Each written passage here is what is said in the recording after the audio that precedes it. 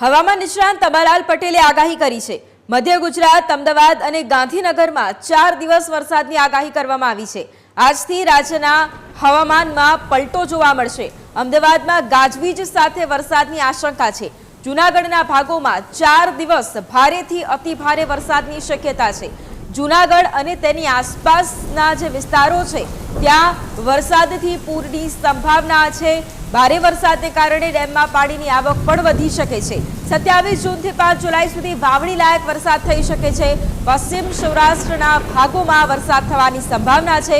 જામનગર, દ્વારકા, પોરબંદર, ઓખા સહિતના ભાગોમાં વરસાદ વરસી શકે છે।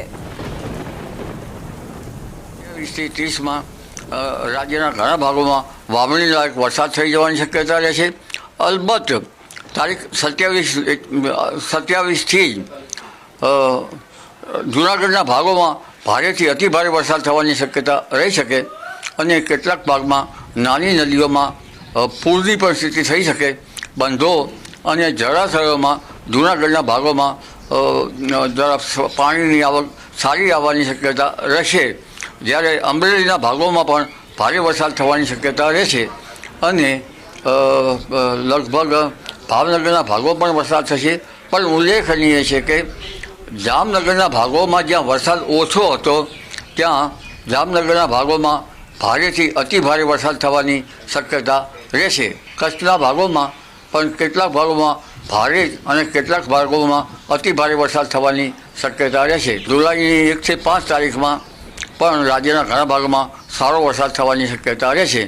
જેમાં દક્ષિણ ગુજરાતના ભાગોમાં કેટલાક ભાગમાં પૂર આવી શકે એવો વરસાદ થવાની શક્યતા રહેશે અને આ અરસામાં ઉત્તર મધ્ય ગુજરાતના ભાગોમાં પણ વરસાદ થશે। તારીખ 5 થી 12